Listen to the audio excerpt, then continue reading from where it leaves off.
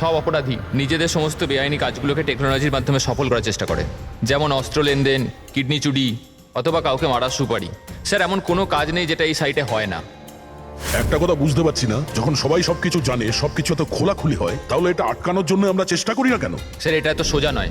Actually এই সাইটে ঢোকার জন্য আমরা একটা কম্পিউটার সফটওয়্যার চাই, যেটা বাছা গোছা হাই প্রোফাইল অপরাধীদের কাছেই আছে। যেমন এই রুট। Yes sir. আর স্যার, যেমন আমরা জানি যে ডার্ক ওয়েবে আইপি অ্যাড্রেস আর ইউজার আইডি এই দুটোই লুকোনো থাকে। দেখাও তো কোন ভিডিও পোস্ট করেছে এই রুট।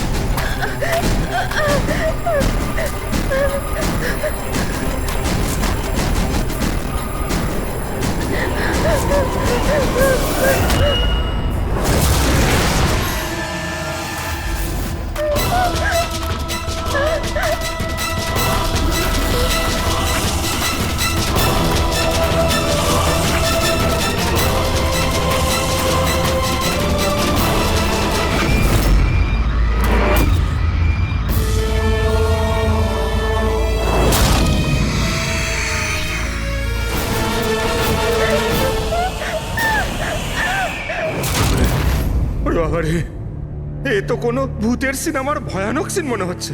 এই সিনটা কেন দিতে গেল ডার্ক ওয়েবে? স্যার, এটা কোনো সিনেমা বললাম না গাড়িটা আগে নিতে, আগে নাও। আরে ভাই, কি করে আগে নিয়ে যাবো? গাড়ি খারাপ হয়ে গেছে তো। প্রবলেম দেখিও না, আগে গাড়ি ধাক্কা মারো, আগে নাও। তাহলে আপনারা একটু সাহায্য করুন। কেন আমরা কেন হেল্প করবো?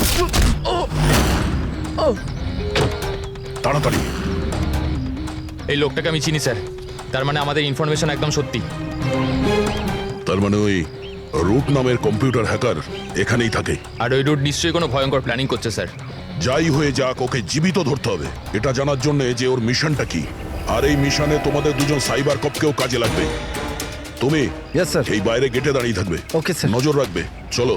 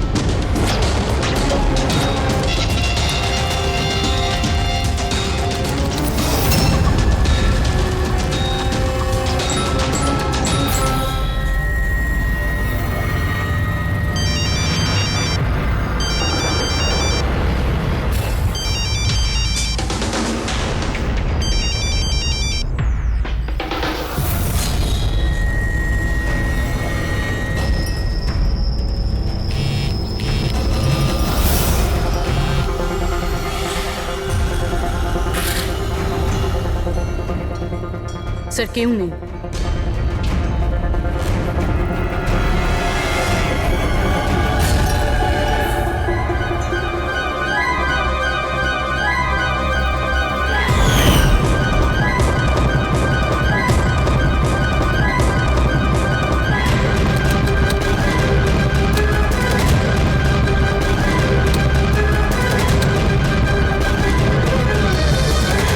হ্যাঁ ফ্রেডি, স্যার সব জায়গা খুঁজে নিয়েছি, কেউ কোথাও নেই।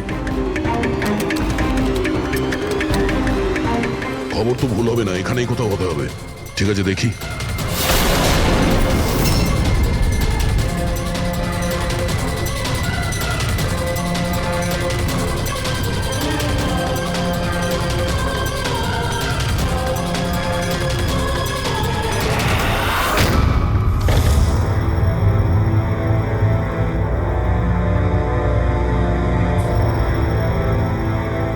এখানে তো কেউ নেই।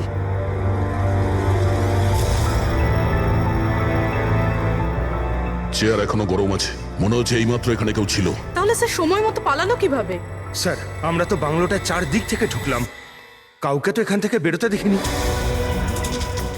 স্যার হ্যাঁ, স্যার এই মনিটরটা দেখুন, এটা তো বাড়ির আশেপাশের ফুটেজ।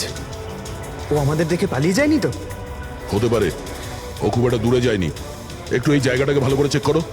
আর পুরবি, এই কম্পিউটারটা চেক করো, দেখো কি পাওয়া যায়। ততক্ষণ আমি গেটে গিয়ে দেখছি।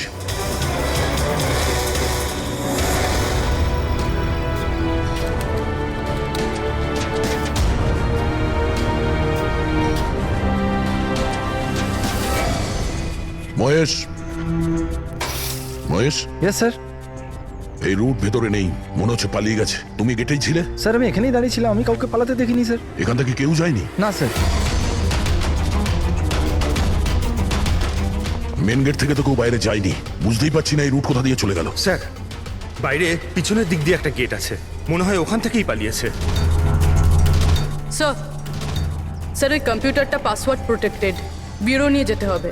স্যার এই রুট নিশ্চয়ই মারাত্মক মিশনটা শেষ করবার চেষ্টা করছে।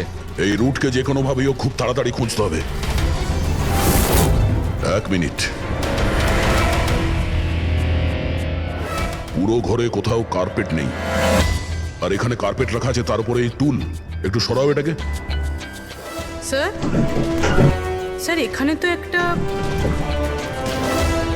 গুপ্ত দরজা। ফ্রেডি, তুমি এখানেই থাকো এদের সাথে, আমরা ভেতরে দেখছি।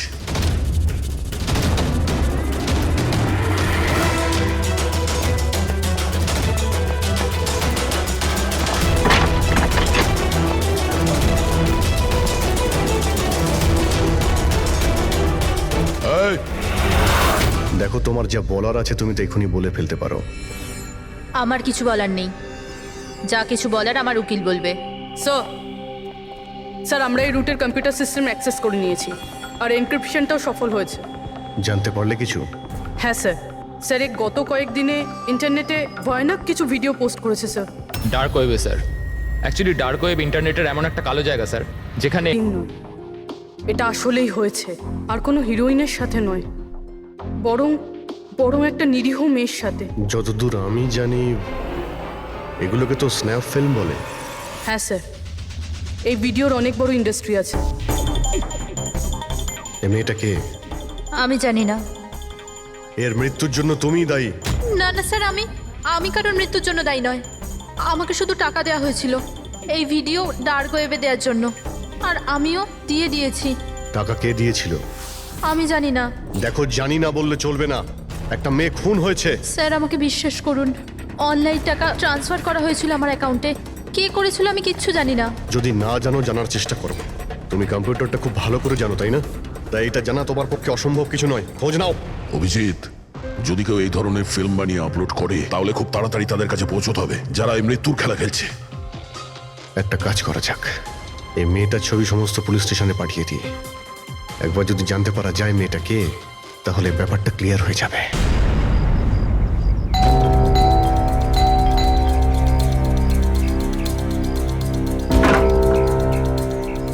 আগে বলুন, কাকে চাইছেন আপনারা? এটা রিয়ার বাড়ি না? হ্যাঁ, আমি ওর বাবা। আসুন। আসলে আমরা সিআইডি থেকে আসছি। আপনার জন্য একটা বাজে খবর আছে।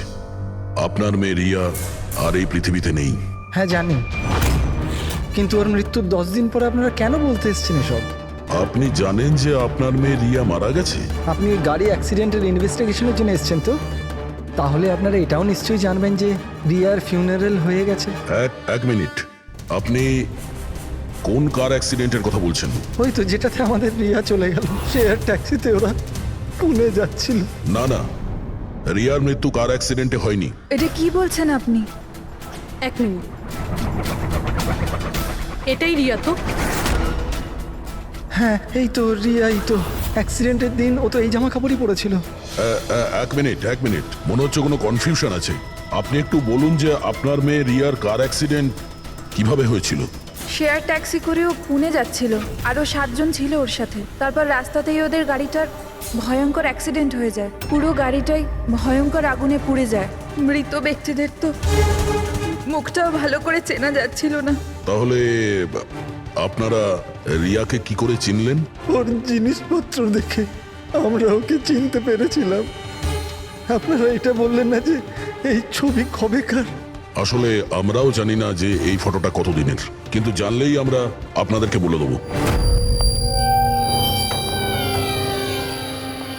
মনে হচ্ছে রিয়ার এই অ্যাক্সিডেন্ট দেখানোর জন্য করা হয়েছিল, ওর মৃত্যুর আসল কারণটা লুকানোর জন্য। স্যার, যদি রিয়ার কার অ্যাক্সিডেন্টটা একটা সাজানো ঘটনাই হয়, তাহলে বাকি যে 7 জন ওর সাথে গাড়িতে ছিল তারাও আবার রিয়ার মতোই মারা যায়নি তো? হতে পারে, ওদের ফ্যামিলির সঙ্গে কথা বলতে হবে। আমাদের ভাগ্য ভালো যে 7 জন অ্যাক্সিডেন্টে মারা গিয়েছিল তাদের মধ্যে একজনের শেষকৃত্য এখনো হয়নি।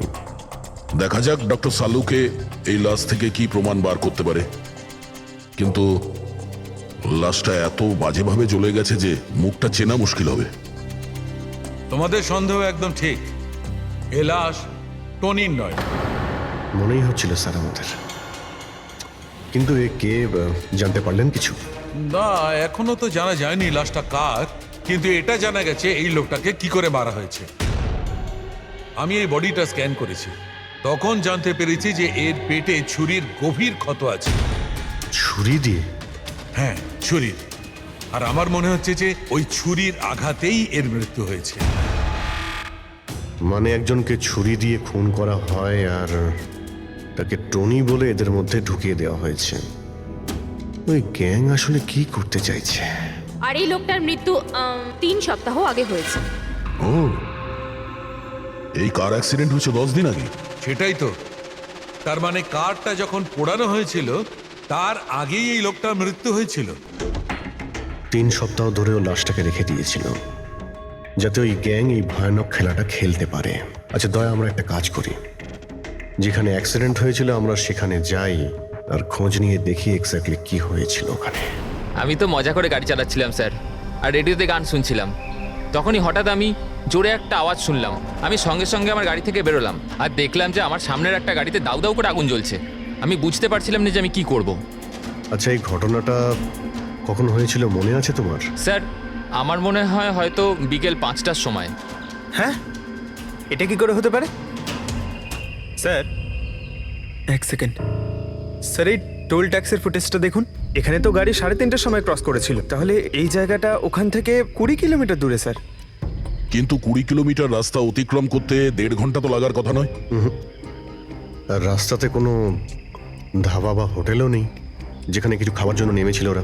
এক্স্যাক্টলি, ঠিক মতো হলে গাড়ি এখানে 4টের সময় পৌঁছে যাওয়ার কথা, কিন্তু এখানে অ্যাক্সিডেন্ট হয়েছে 5টার সময়। তার মানে এই অপরাধ এই 1 ঘন্টার মধ্যেই হয়েছে। মানে গাড়িটাকে ওই সময় কোথাও নিয়ে যাওয়া হয়েছিল আর ওদের সবাইকে নামিয়ে গাড়ির মধ্যে 7টা লাশ রেখে দেওয়া হয়েছিল। আর তারপর গাড়িটা এখানে এনে ব্লাস্ট করিয়ে দেওয়া হয়েছে। এটা একটা প্ল্যান ছিল। স্যার, স্যার আমার মনে হয় ওদেরকে সেখানেই নিয়ে গেছে যেখানে ওই রিয়াকে নিয়ে গেছিল স্নাফ ফিল্ম বানানোর জন্য। জায়গাটা আমাদের খুব তাড়াতাড়ি খুঁজতে হবে। পুরবী SMS পাঠিয়েছে, কোনো গাছের ছবি। হ্যাঁ পুরবী। স্যার, আমি যে গাছটার ছবি পাঠিয়েছি আপনাকে, এটাকে মোরিঙ্গা অ্যালোফেরিয়া বলে স্যার। হ্যাঁ স্যার ঠিক এইরকম গাছই রিয়ার ফুটেজেও ছিল স্যার। এই দেখুন স্যার, ওই ফুটেজেরই একটা স্ক্রিনশট পাঠাচ্ছি। স্যার এই গাছটা মহারাষ্ট্রের দুটো জঙ্গলে পাওয়া যায়। এটা তো এক্স্যাক্টলি ওই রকমই গাছ। মহারাষ্ট্রের দুটো জঙ্গলে? কোন কোন জঙ্গলে? স্যার একটা জঙ্গল যেটা নাসিকের কাছে, আর দ্বিতীয় জঙ্গলটা যেখানে অ্যাক্সিডেন্ট হয়েছে সেখান থেকে 1 ঘন্টার দূরত্বে। আর ওই জঙ্গলটার নাম হলো প্রিফিক্স ফরেস্ট। নিশ্চয়ই এর মৃত্যুর খেলাটা প্রিফেক্ট জঙ্গলেই হয়েছে। তবে প্রিফিক্স ফরেস্ট তো একটা বড় জঙ্গল, ওখানে খোঁজা তো অত সহজ নয়। ফরেস্ট অফিসারদের সাহায্য নিতে হবে।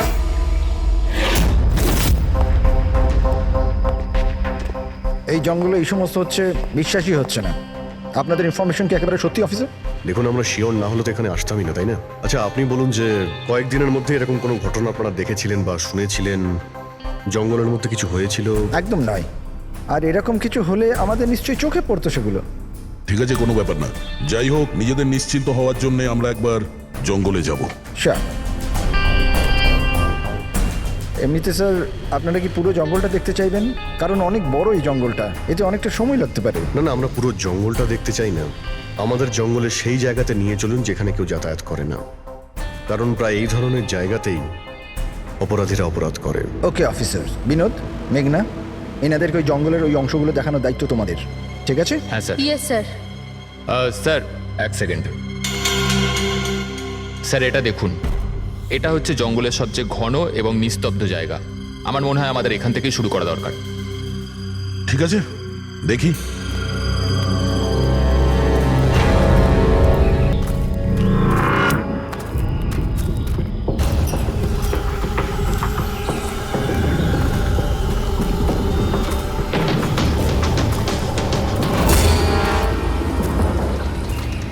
দয়া, গাছের মধ্যে দেখলেন?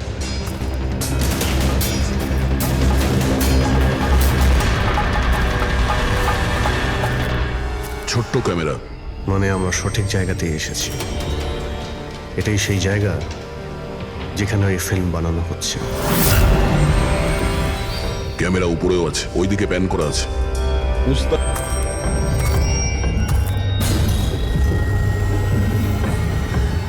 দেখো, যদি ক্যামেরা থেকে কিছু জানতে পারা যায় ওদের আস্তানার ব্যাপারে। না অভিজিৎ, এ তো হাই অ্যান্ড ওয়্যারলেস ক্যামেরা। এর থেকে জানা মুশকিল যে এর মধ্যে যে স্টোরড ফুটেজ আছে সেটা ব্রডকাস্ট কোথা থেকে হচ্ছে। আর এই জঙ্গলে জানি না আর কত ক্যামেরা আছে। দেখা যাক, এরপর কোনো ক্যামেরা পেলে হয়তো সেটা থেকে জানতে পারবো।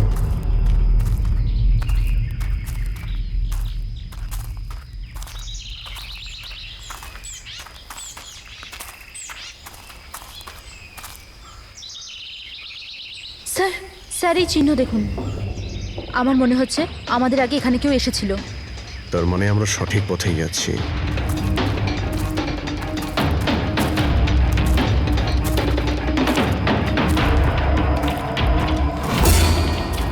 স্যার এই চিহ্নগুলো এখান অবধি রয়েছে। স্যার এর মানে ওদের আড্ডা এখানেই কোথাও রয়েছে।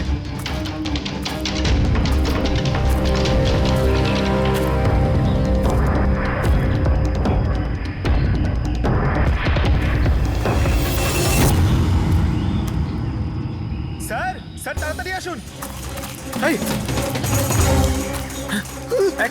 এক মিনিট স্যার। 1 সেকেন্ড।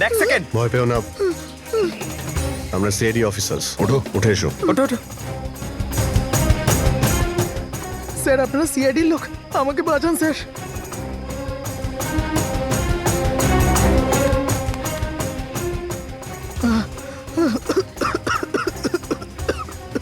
তুমি এখানে এলে কি করে? স্যার আমি জঙ্গল থেকে বেরোনোর রাস্তা পাচ্ছি না। স্যার ওই কুড়িটা এক এক করে সবাইকে মেরে দিয়েছে। তোমরা এখানে এলে কি করে? স্যার আমরা শেয়ার ট্যাক্সিতে উঠে পুনে যাচ্ছিলাম, আর আমাদের গাড়ি হঠাৎ করে পাংচার হয়ে গেল। গাড়ি থেমে গেল। রাস্তাতে আগে থেকে কেউ পেরেক আর কাঁচের টুকরো রেখে দিয়েছিল স্যার। তারপর কিছু লোক এলো যাদের মুখোশ দিয়ে ঢাকা ছিল। আমরা কিছু করে ওঠার আগেই ওরা আমাদের ঘুমের ইঞ্জেকশন দিয়ে দিল। আর যখন আমার জ্ঞান এলো তখন আমি এই ঘন জঙ্গলে ছিলাম স্যার। স্যার আমি জানি এই জঙ্গলে খিদে তৃষ্ণা নিয়ে কিভাবে ছিলাম, কখনো কাঠ খেয়েছি তো কখনো গাছের পাতা। যখনই কারোর চিৎকারের আওয়াজ পেতাম বুঝে যেতাম কেউ মারা গেছে। তার মানে এখানে সব জায়গাতেই ক্যামেরা লাগানো আছে। তোমার ভাগ্য ভালো যে তুমি ওদের হাত থেকে বেঁচে গেছো। স্যার এই কারণে ধরতে পারিনি যে ওরা আমার জামার বোতামে একটা ক্যামেরা লাগিয়ে দিয়েছিল, আর আমি ওই বোতামটা ভেঙে ফেলে দিয়েছিলাম। হয়তো সেই কারণেই আমাকে ওরা ধরতে পারেনি। তুমি বলতে পারবে যে বাকি লোকেদের মধ্যে কতজন জীবিত আছে এখন? জানি না স্যার, কিন্তু কাল রাতে যখন আমি গাছে বসেছিলাম তখন কারোর চিৎকারের আওয়াজ পেয়েছিলাম। জানি না ওকে আহত করেছে নাকি প্রাণে মেরে দিয়েছে। কোন দিক থেকে চিৎকারটা শুনতে পেয়েছিলে তোমার মনে আছে কিছু? আমি তো এদিকের গাছে, হয়তো ওদিক থেকে এসেছিল স্যার।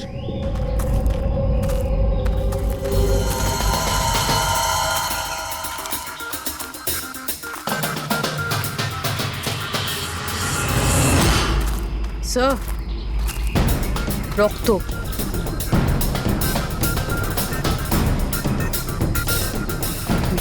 স্যার এখানেও আছে। মানে ওদের মধ্যে আহত কেউ এই দিকেই গিয়েছে। স্যার স্যার এই দেখুন, রক্তের কিছু দাগ এদিকে গেছে। এইদিকেও রক্তের চিহ্ন রয়েছে আর এইদিকেও রয়েছে, দুই দিকেই রয়েছে। দুদিকেই দেখতে হবে। পঙ্কজ, পূর্বী, তোমরা এই দিকটা যাও, আমরা এই দিকটা দেখছি। বিনোদ, তুমি ওদের সঙ্গে যাও। আর হ্যাঁ, প্রত্যেক আধ ঘন্টা অন্তর আপডেট দেবে। হ্যাঁ, আপনি আসুন।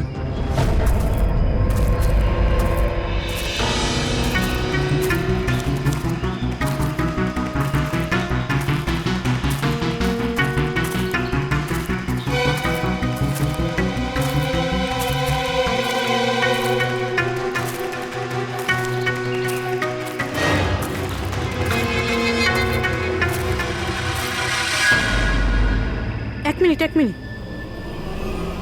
ওটা কি? এসো। বাড়ি? হয়তো আহত ভিকটিম এখানেই আশ্রয় নিয়েছে।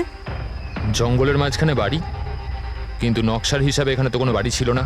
হতে পারে এই ধরনের ফিল্ম যারা বানায় তাদের এই ধরনের লোকেশনের প্রয়োজন হয়, যাতে কেউ ওদের ট্র্যাক না করতে হতে পারে। পারে ওই বাড়িতে যে আহত লোকটা রয়েছে ওই অপরাধী। হতে পারে পঙ্কজ। আর এটাও হতে পারে যে সামনে আরও ক্যামেরা লাগানো রয়েছে। চোখ কান খুলে রেখো।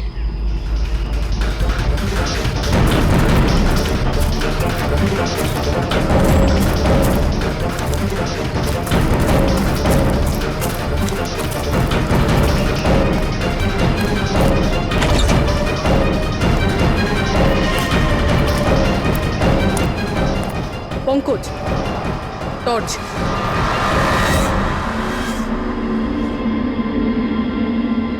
এই বাড়িটা তো একদম ভয়ানক ফিল্মের সেটের মতন দেখতে। এই দেখো, ওই আহত ভিকটিমকে এখানেই নিয়ে আসা হয়েছে। ওই আওয়াজটা শুনলে? ভিতর থেকে আসছে।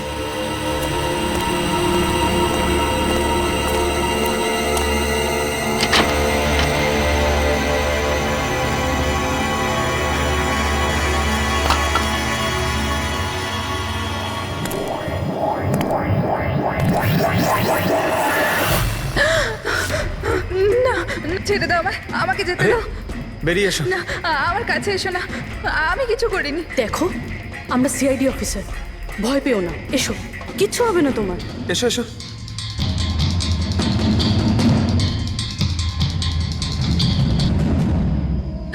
ও এখানেই আছে। ও এখানেই আছে। আরে পুরবি, এই লাইট কোথা থেকে আসছে? পঙ্কজ, আমি কিছু দেখতে পাচ্ছি না পঙ্কজ। আরে Pankaj sir, Purabi ma'am, Pankaj sir.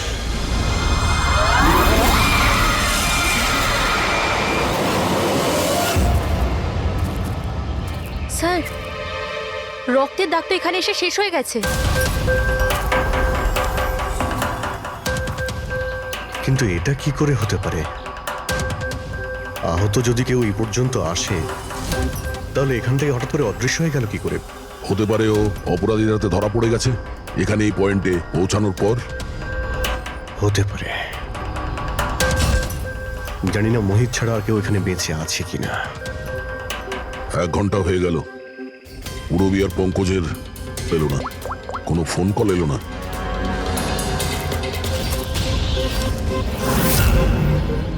Purabi phone তুলছে না। হ্যাঁ পঙ্কজ, দেখছি। পঙ্কজও ফোন তুলছে না। আরে ওরা আবার কোনো সমস্যায় পড়েনি তো? চলো গিয়ে দেখি, চলো। এইদিকে রক্ত আছে মানে এইদিকেই গেছে।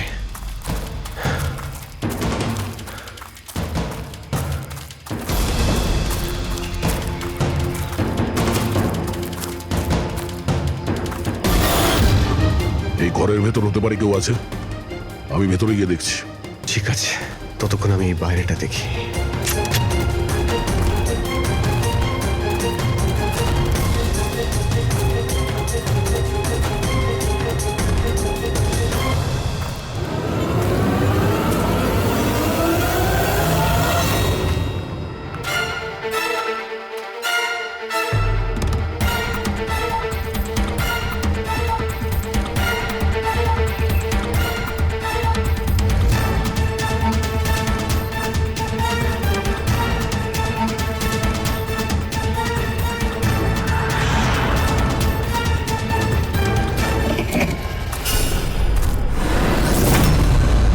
এ তো পঙ্কজের ব্যাগ।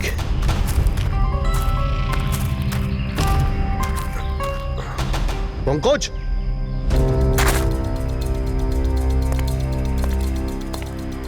পঙ্কজ,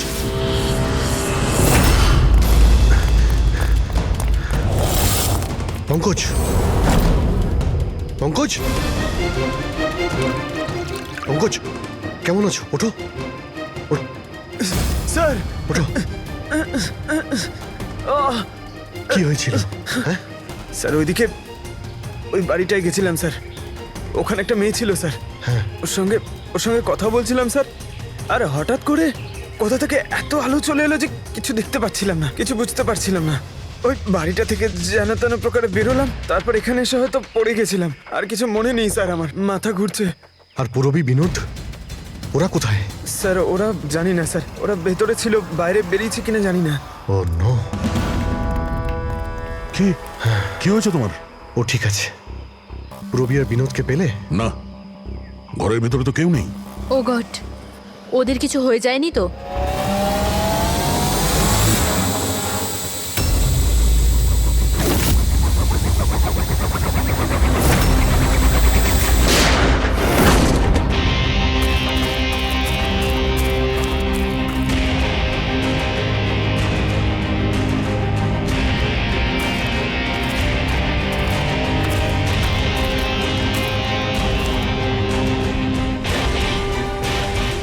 ব্যাপারটা তো খুব জটিল হয়ে যাচ্ছে। আমাদের ফিরে যেতে হবে, চলো। তার মানে দেখো দয়া, আমরা জানি না এখানে কতজন অপরাধী আছে, কতগুলো ক্যামেরা আছে এখানে, কতগুলো অস্ত্র আছে ওদের কাছে। তাছাড়া আমাদের উপরে নজরও রাখছে ওরা। তাই আপাতত কোনোভাবেই ওদের সঙ্গে আমরা পেরে উঠবো না। আর পুরবী, ওকে এখানে একলা ফেলে চলে যাবো আমরা? হ্যাঁ দেখো দয়া, পুরবীকে হয়তো ওরা কোথাও আটকে রেখেছে। পুরবীকে বাঁচাতে গেলে আমরা তো কেউই বাঁচবো না। অভিজিৎ, কি হয়ে গেছে তোমার? কিছু মনে আছে সিআইডিতে আমাদের প্রথমে কি শেখানো হয়েছিল? এটাই কি সবার আগে নিজের বন্ধুকে পেছনে ফেলে এসো না, যদি বেঁচে থাকে কিংবা মরে যায়। আরে দয়া, সবকিছু রুল বুক অনুযায়ী করা যায় না। আমাদের এটাও শেখানো হয়েছিল প্রেজেন্স অফ মাইন্ডের ব্যবহার করতে। তাই এইরকম পরিস্থিতিতে আমাদের তো আই এম সরি, তোমার এই চিন্তা ভাবনায় আমি এগ্রি করছি না। আই এম সরি, তুমি যদি যেতে চাও চলে যাও। পুরবীকে ছাড়া আমি এই জঙ্গল থেকে বেরোতে পারবো না। দেখো দয়া, জেদ করো না। আমরা এটাও জানি না যে পুরবী বেঁচে আছে নাকি ও কোথায় আছে এখন। অভিজিৎ, ও একজন সিআইডি অফিসার, এত সহজে হার মানবে নাও। বেচারি একাই লড়ছে ওই অপরাধীদের সঙ্গে। আর এখন যখন আমাদের সব থেকে প্রয়োজন ওর, আমরা পেছন ঘুরিয়ে চলে যাব। প্রয়োজনীয় এটাই যে যারা ওদের হাতে এখনো ধরা পড়েনি তাদেরকে আমরা যেন বাঁচাতে পারি, ব্যাস। দেখো দয়া, তুমি পুরবীর কথা বাদ দাও আর এখন চলো আমার সঙ্গে। আমরা পরে আবার প্ল্যান করে এখানে ফিরে আসবো, এখন চলো। এর হলোটা কি? এই ধরনের বিহেভ করছে?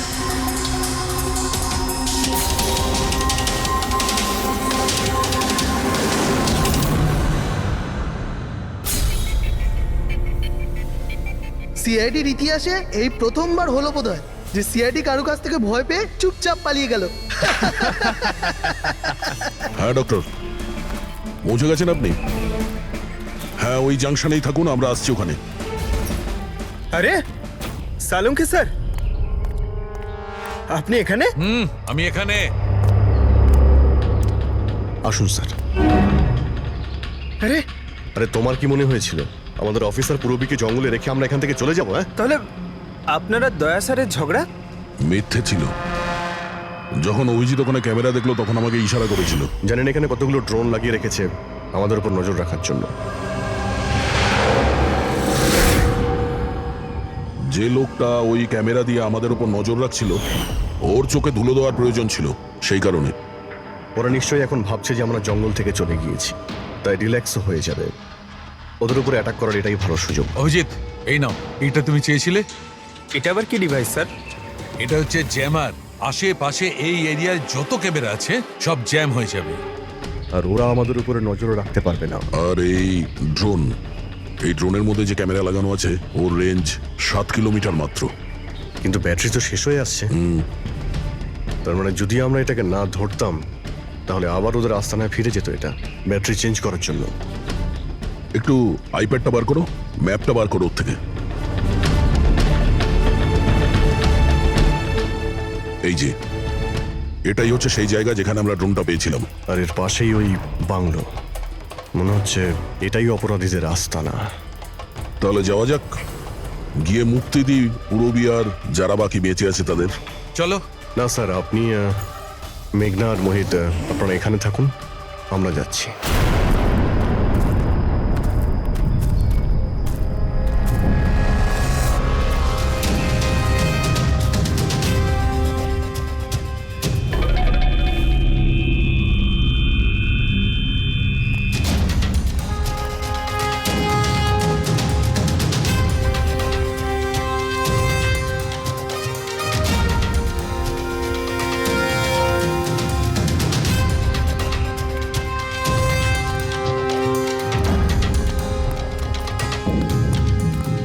আরে ভাই, সিস্টেমটা বন্ধ হয়ে গেল কি করে?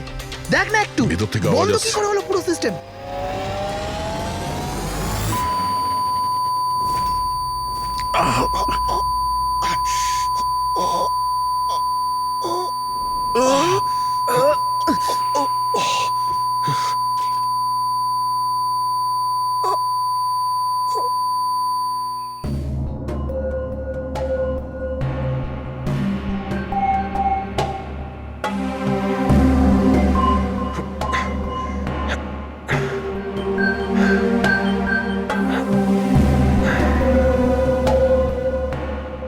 পঙ্কজ,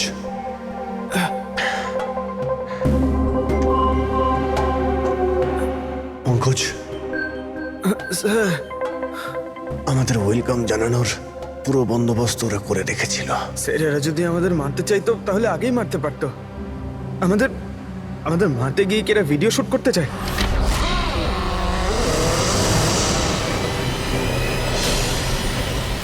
এই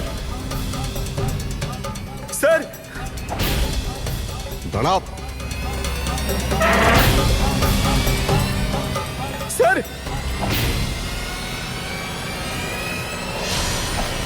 এটা আমি পঙ্কজ। পূরবী, তুমি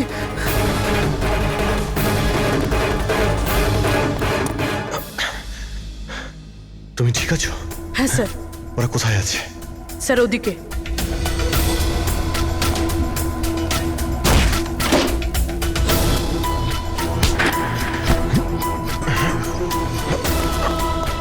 এই, এই,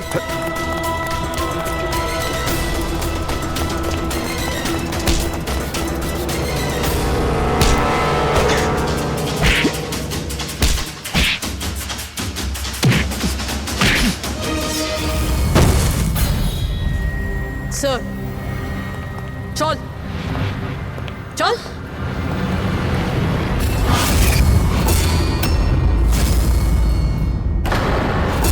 মেঘ তুমি? বাহ, আমরা তো ভাবছিলাম যে আমরা অপরাধীর চোখে ধুলো দিচ্ছি, কিন্তু কে জানতো যে আমরা অপরাধীকে সঙ্গে নিয়ে ঘুরছি। আপনারা এখানে কি করে? কে ছাড়িয়েছে আপনাদের? সিআইডিকে আটকে রাখা এত সহজ নয়। সুযোগ বুঝেই আমি ওই জানলাটা ভেঙেছি আর ওখান থেকে বাইরে বেরিয়ে গেছি।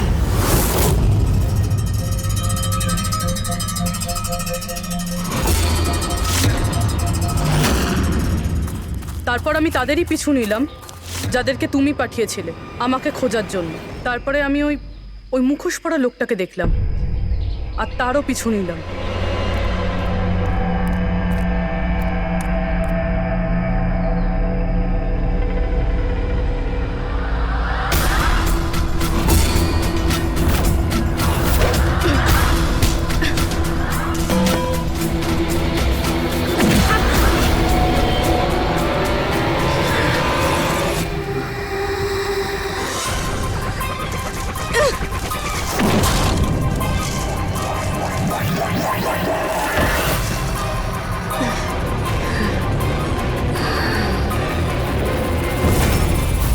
কিছুক্ষণ বাদে যখন আমার জ্ঞান এলো তখন আমি দেখলাম যে, কিন্তু আমি বাকি অফিসারদের কাছে পৌঁছানোর আগেই তোমার এই সনিক বুমের আওয়াজে ওনারা সবাই অজ্ঞান হয়ে যান। ওটা তো আমার ভাগ্য ভালো ছিল যে আমি দূরে ছিলাম, তাই ওটার আওয়াজে কোনো প্রভাব পড়েনি। আর তারপরে আমি ভাবলাম যে ওই মুখোশটাকেই আমার অস্ত্র করলে কেমন হয়। যে নিষ্ঠুরতার সঙ্গে তুমি মানুষদের মেরেছো, তুমি তো নারী হওয়ার যোগ্যই না। এখন এটা বলো যে তুমি এগুলো কেন করেছো? এই সব কিছু আমি টাকার জন্য করেছিলাম। যত টাকা আমি এই কাজের জন্য পেয়েছিলাম না, অত টাকা তো আমি আমার জবে 5 বছরেও পাইনি। আর এমনি তো কি যায় আসে, রোজ এত লোক মরে আরো 2-4 জন মরে গেলে কি হবে? তুমি হয়তো জানো না যে তুমি কতটা অসুস্থ। বাকিরা কোথায় যারা তোমার সঙ্গে ছিল? আমি কারুর কোনো ক্ষতি করিনি স্যার, এতটাও বাজে নই আমি। আর এমনিতেও আমি কোনো খুন নিজের হাতে করিনি। আমাকে তো একজন মহিলা কোটিপতি হওয়ার অফার দিয়েছিল আর আমি সেটা অ্যাকসেপ্ট করেছি। কোন মহিলা? খুব খুব অদ্ভুত নাম ছিল ওর।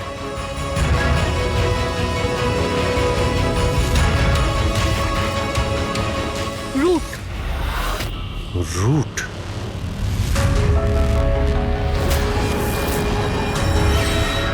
তাহলে রুটই হলো এই সব কিছুর মাস্টারমাইন্ড। এখন ও এগুলো কেন করেছে ওর জবাব তো ওই দেবে। আর তোমার কথা বলতে গেলে আইন তোমাকে কঠিন থেকে কঠিনতম সাজা দেবে।